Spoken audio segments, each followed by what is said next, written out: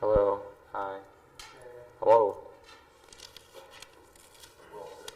Being held captive in a laundromat. Okay with the break there? Oh, I'm fine. Okay. Not too much creaking now. We have speed. All right. Okay. Yes. Hello. What, what are we getting on?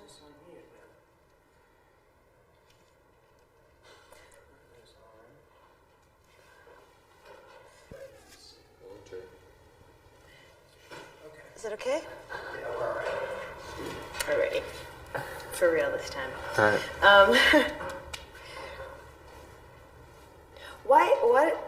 Why is Lollapalooza a good way for Smashing Pumpkins to tour?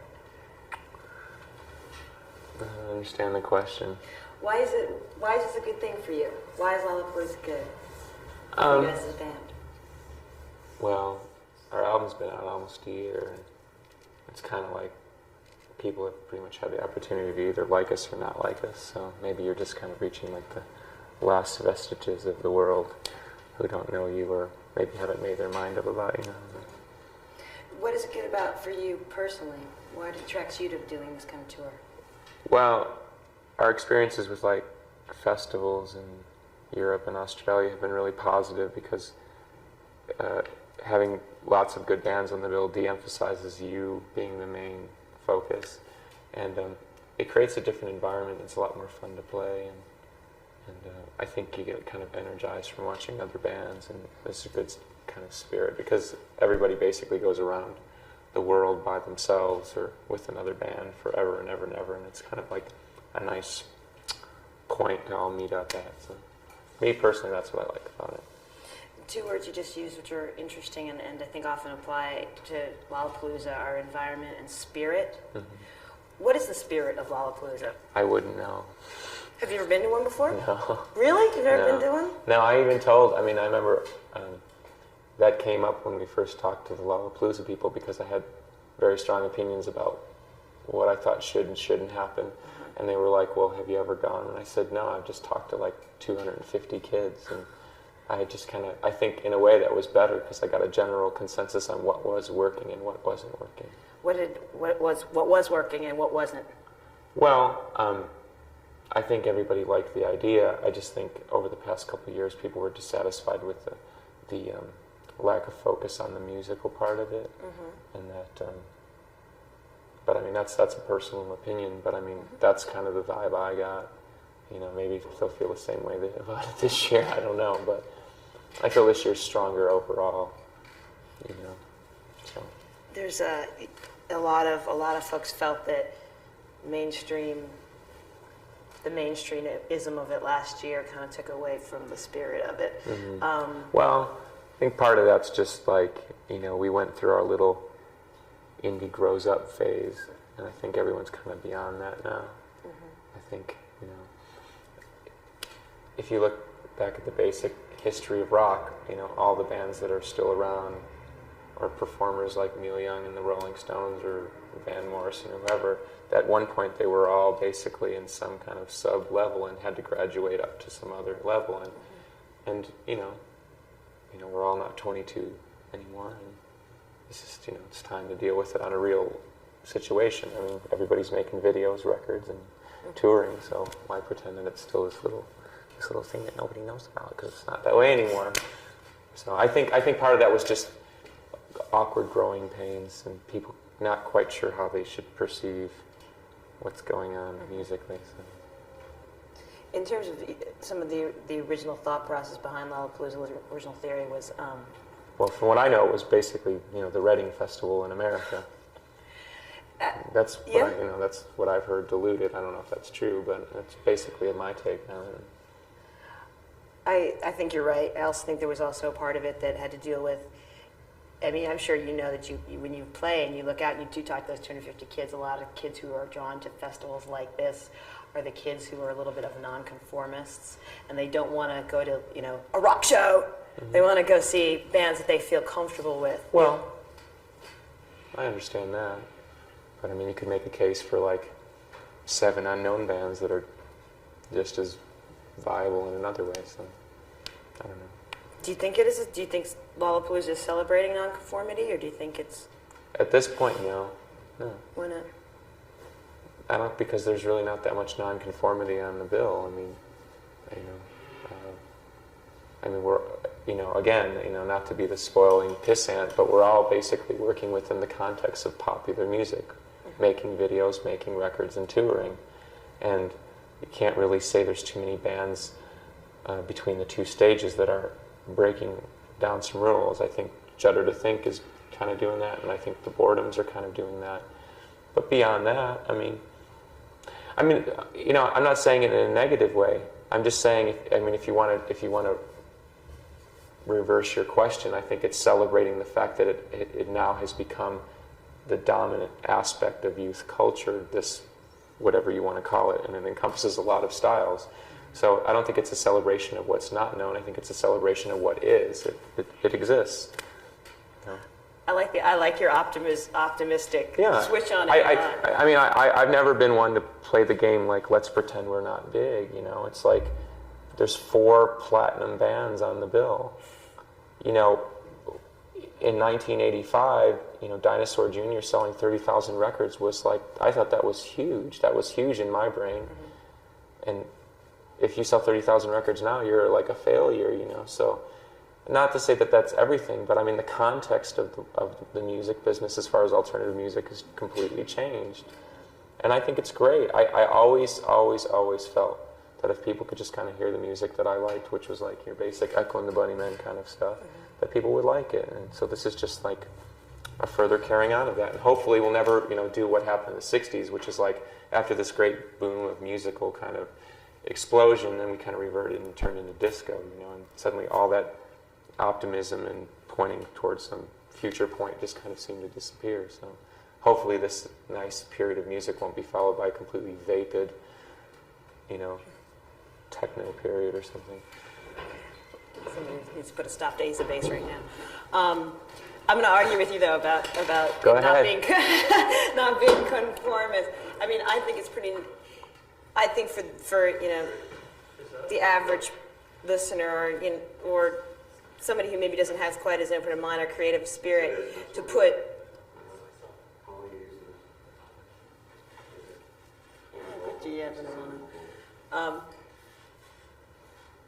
Are we cool, Ivana?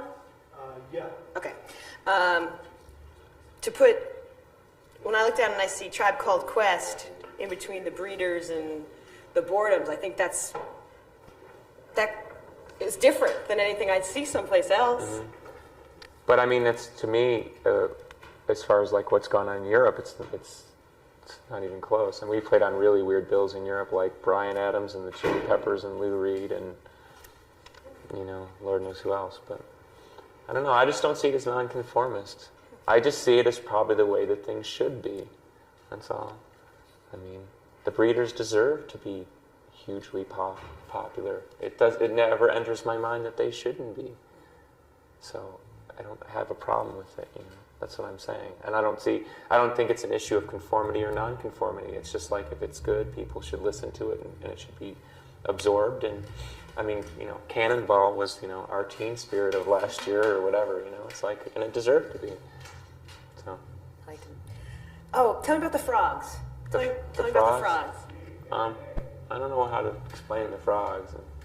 I just think they're like the greatest band ever. They've been together for like 15 years, and I don't know. You'd have to hear them. It's nothing I can really explain. Did you have input to the second stage? Were you? A little bit. How does that conversation go? Well, actually, I mean, I wasn't the only person who had requested the Frogs, so. Oh, excellent. Who else? I mean, I shouldn't say, but let's just say other people requested the Frogs. You said you've played a bunch of festivals. What's the biggest challenge for a band approaching something this big? Well, you just have to accept that it's not going to be the same as like a club atmosphere, and that you kind of have to remember that people are just generally here to have a good time, kind of enjoy the atmosphere and sun, and maybe catch some music. And so you can't get all uptight that like not everybody's paying attention, and it's just not going to have that same kind of intensity. You know, the absolute positive of it is if it does work and you can kind of capture the moment, it's amazing. I mean, to be outside and have like 30,000 people like really into what you're doing is really fun. But so. How do you have fun when you do these things? How do I have fun? I don't know. I don't really think of it as fun. You know, a lot of people don't really understand that. You know, but so I never looked at music as like a way to have fun. I looked at it as a way to be satisfied. And, you know, we've been called humorless and all these other kind of things, but I mean, I'm more concerned about like painting beautiful pictures than like, you know, making some social commentary of the moment that, you know, by next year will become completely void and useless. So, you know, whatever. Just a lot of people can't understand that point of view in our culture today because everything is so instantaneous. And, you know, I mean, it's like, look, we're watching OJ drive down the highway. I mean, you are there, and as technology catches up to the point where people are turning around their albums, like, you know, like now when you make an album, it takes like 3 months for the album to come out. Pretty soon it'll probably be like 6 weeks, and 5 weeks, 4 weeks, and you won't even have to go to a record store anymore. And there'll be 80 MTVs, not just one, and it's just, you know, whatever. I don't understand what I'm trying to say, but it all adds up somehow in my mind. You have me? Yes. Sorry, I didn't change tape. Oh, okay. Do this real quick. You have emotions towards technology, and so much of this, I just hearing you speak emotionally about technology. A lot of Lollapalooza is going to be involved. Mm-hmm. Is interactive technology a contradiction in terms? What do you think? Well, I think that it's kind of a moot point because it's here and it's only going to get worse. And so we can either kind of like roll with it and absorb it, or we can fight it and, you know, do like a Soylent Green kind of thing. Have you gotten involved at all? Are you part of internet revolution? No, you know, I do kind of have an opinion about that at the moment, which is just like, it's kind of like the new faceless gossip. You know, you have all these people facelessly writing unbelievable things about me and other people that I know. You know, suddenly I'm spawning like, you know, alien monsters and you know, whatever else I'm accused of.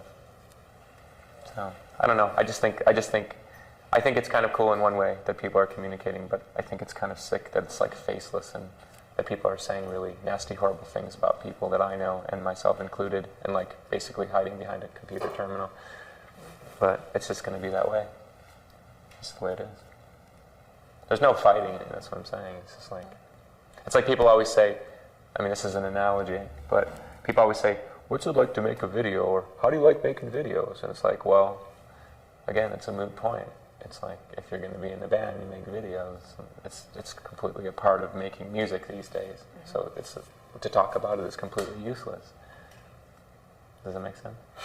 Yes, it makes sense. It makes sense. It's the desert heat, you know, I'm just kind of like... No, I think it's a really interesting thing about internet. The whole idea that there are a lot of people signing online who aren't who they say they are, using maybe your name. Mm-hmm. How your name, somebody else's name. It gives me the creeps, personally. It reminds me a little bit like when you're a kid. I don't know, did you ever have pen pals? No. I used to love to write letters to pen pals. They used to like, you know, little girly magazines for 5-year-olds, but it's instant because your pen pal writes right back to you. That's part of the appeal of it. But it was interesting. You were talking about how you're writing songs for long-term, sort of instant culture versus classics, because classics do endure. Do you think that it's funny? Do you think Lollapalooza is going to become something that's going to become a classic? I think as long as they remember what makes it successful in the first place, I think it'll go on forever. And there is a respect for the name of Lollapalooza. I think they maybe kind of undermined it a little bit in the last couple of years, but kids basically still are excited at the prospect of like seeing a lot of bands for a relatively low amount of money. Oh, completely. You run into kids you go out into shoot a concert, and they'll come up and say, oh, Lollapalooza we announced it. Do you know? Right. I'm clueless, but there's just this excitement. That's what I'm saying. I mean, as long as they stick to the basic artistic ideal, which is to present really good music and a really good atmosphere, I think people always want to come. Is there anything about the other side of it that you're interested in, the minefield? Are we going to partake in that? I don't know. I mean, I would like to be able to gracefully move amongst the peoples of the earth, but that doesn't seem really possible these days. So, and it's hard to be like a normal person and not be rude, because you don't give everyone their 5 minutes. So I don't know how much of that I'm really going to participate in. Especially in this world, to be so focused. Well, yeah, it's like, what a surprise that I would be here.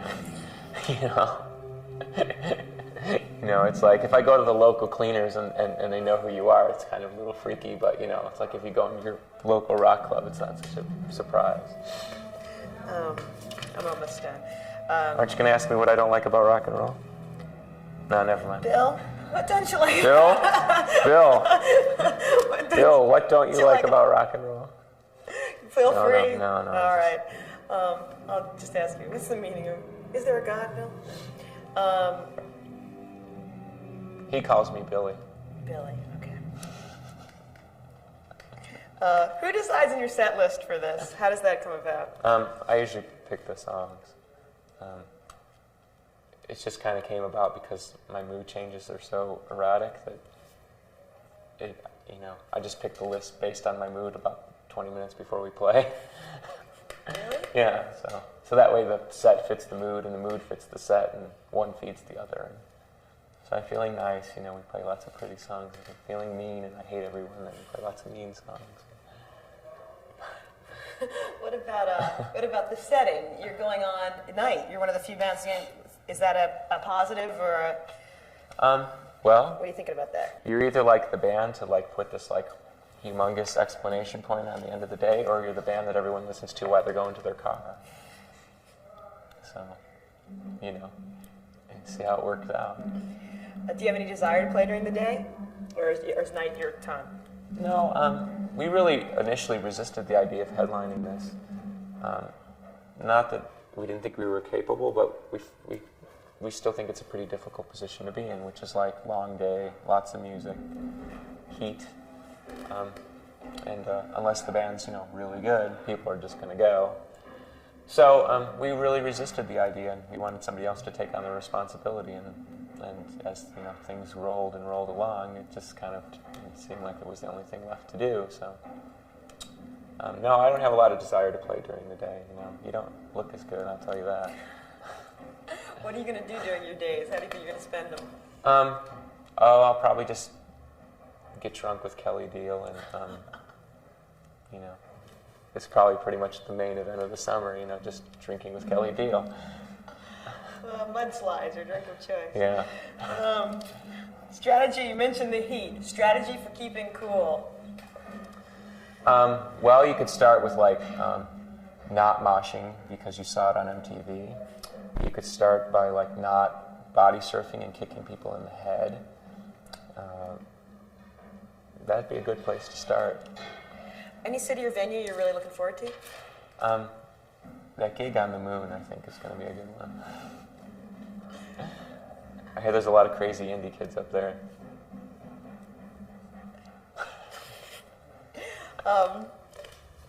So you've used the word indie a couple times. Well, I hate the word alternative. Uh-huh. So indie's like my 1988 leftover word.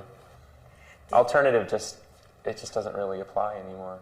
It just doesn't really apply. Alternative to what? The discrepancy between bad music and good music is so humongous, and the alternative seems to give some kind of respect to bad music, so I just won't give it to that. So. Well, what do you make of indie labels? Is that the way the new bands need to start? I really think it probably depends on the band. I think for some bands it's completely the right avenue to take. There's a band in Chicago that we're friends with called Motorhome, and I was just talking to them because they're kind of in this position right now where they're looking at what they're going to do, and they just don't. They're not as to them to be able to like play like to 500 people would be the ultimate. So that's like what their goals are set on. So there's a lot of crap that comes with being on a bigger label and with the added responsibilities and things like that. And you have to answer to people and whatever. That's what I'm saying. It's like whatever. I don't. I'm trying not to demystify anybody's rock and roll dream anymore. So I'll just avoid that point. All right. La la la la la la la. Alternative. Yes. It's a label, but people are really into putting labels, and so many musicians are very anti-label about this is hip hop, this is alternative. Are you pro label, anti-label, and why? Explain to me why you wouldn't want to. I don't really care. I've always said call us whatever you want. It doesn't really matter. It's unimportant. It's like, to me it's as unimportant as designating what race someone is. It's completely unimportant. Background, intent, and execution probably ultimately has a lot more to do with people's feelings about you than what category. There's like tons of great rock bands and tons of terrible rock bands. The word rock does not designate good or bad. So whatever, people need their words and people need their classifications. It's just part of the thing. It's like this last year I was the dysfunctional latchkey child of a generation. Not the voice of a generation, just the dysfunctional latchkey child of a generation. So, whatever. You're the intelligent, mildly perceptive. Here's your part of cat rap. Yeah, right. All right. A thinking man's. A thinking man's A gal. thinking woman's VJ, yeah. Oh, reporter, not a VJ. Oh, sorry. Ooh. Sorry. See? Put your hand out. Look, Hand out. Look, see? Just the word VJ. Didn't mean like. Adam Curry spoiled it for everyone, didn't he? We over that point again, it was a really good point you were making, but we had a really loud... What was the point? I don't remember. I don't remember. No, it was a point about labels in terms of. I don't remember. Let me ask you another question. I'll remember. Some people call me chicken and some people call me beef. You were talking about how people get labeled, and you were naming some of the labels that you could get in the latch. It's kind of hard for me to like spontaneously recreate that. Sorry. What happens when you assemble this kind of huge group of fans? What's the best thing that can happen out of this? The best thing that happen is like, say you're like totally like a Beastie Boys fan and you don't know any of the other bands. The best thing that could happen is like, wow, the Beasties are here for a reason, so therefore these other bands must be here for a reason. So I'm going to like at least give them a chance and like them. And I think that's the most positive thing that could happen is like people who would listen to the Beasties who listen to us will get a chance to listen to. It's like there'll be kind of a cross section thing going on where people would find out about things they would know about, because there's plenty of people who are really isolated and they don't really know about everything that's going on. They're not down with the in crowd. How did you get to be a dysfunctional latchkey? How did that get stuck on you? Who threw that at you and under? Oh, I'm sure I started it. No, it's just it's an amazing thing that goes on these days, which is like you start out telling the truth, and somehow the truth gets turned into some kind of half-truth, and then you end up answering questions based on the half-truth. So basically, you're giving credence to half-truths by giving them any kind of answer. And so basically it waters down to you're like a cartoon character. So you were very truthful about something personal, which took on its own twist? Yeah. And everything from the good part about it was people being able to identify the source of where the music was coming from, and the negative being me being accused of using my dysfunctional childhood or maybe fake dysfunctional childhood as a way to sell records. Faux pain? Yeah, faux pain. And I've always said I could think of a lot better ways to sell records than like talking about, bad childhoods and, bad high school years and things like that. Do kids come up to you and say, Billy, you were talking to me in that song, and I don't mean to be making fun of that in any way, but how do you respond? I think it's just like kind of a general recognition. I don't think it's necessarily specific. Maybe some people feel that way, but I think everyone can recognize, like, the awkwardness of growing up, and I'm not, who I'm speaking to is not limited from like 10 to 18-year-olds. I think I have plenty to say to my adult peers too. But the last album dealt with a lot of those subjects because I hadn't dealt with those subjects before. So whatever, it all kind of came out, and it came out in a good, spontaneous, healthy way. But then it was turned into like somebody's, idea of like some connived marketing dream. So whatever. I'm just, that's the sickness of what goes on these days. And you have so much like unsubstantiated journalism, where people don't have to answer to anyone for like half-truths or lies. So it'll just go on. It's only going to get worse. It's only going to get worse. What's going to make it worse? Technology. Ultimately, I mean, when we move up to whatever the 300 or 500 channels, and you have basically the rock gossip channel, or the local rock gossip channel, or the hard copy version of rock.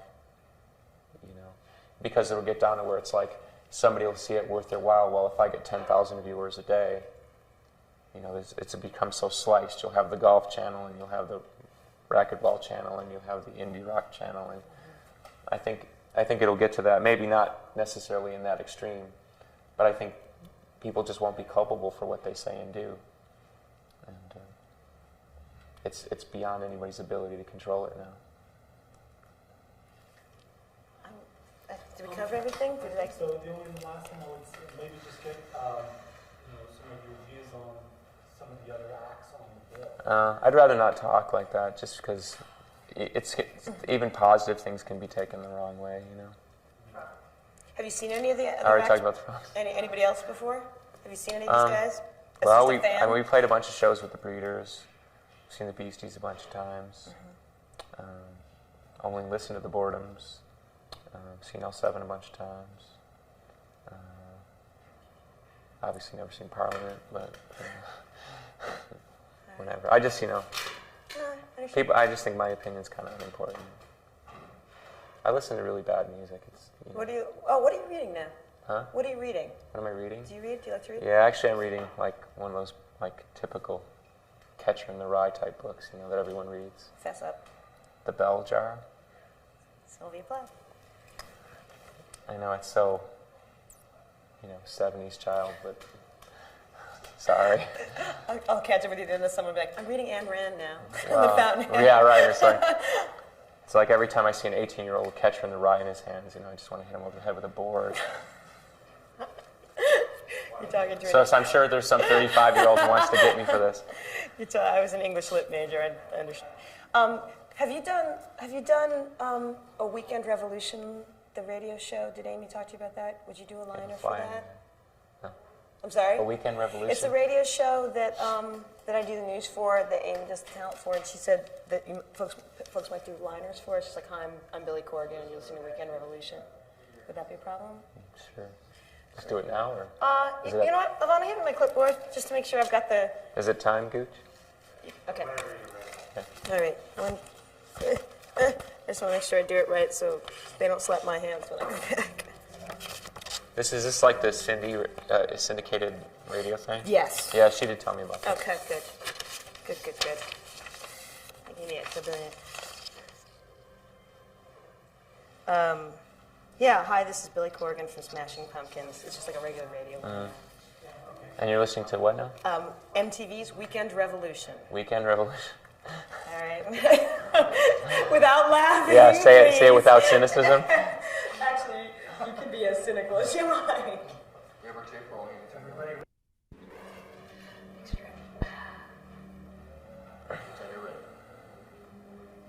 Hi, my name's Billy from the Smashing Pumpkins, and you're listening to MTV's Weekend Revolution on this very station. Question? Answer? Yes. That sounds fine. Answer? Yes. All right. Weekend Rock Open, maybe? Oh, don't make me do the Weekend Rock Open. Please, no.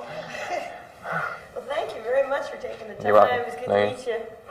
Thank you very much. Oh, I'm you're welcome. looking forward Thanks. to this.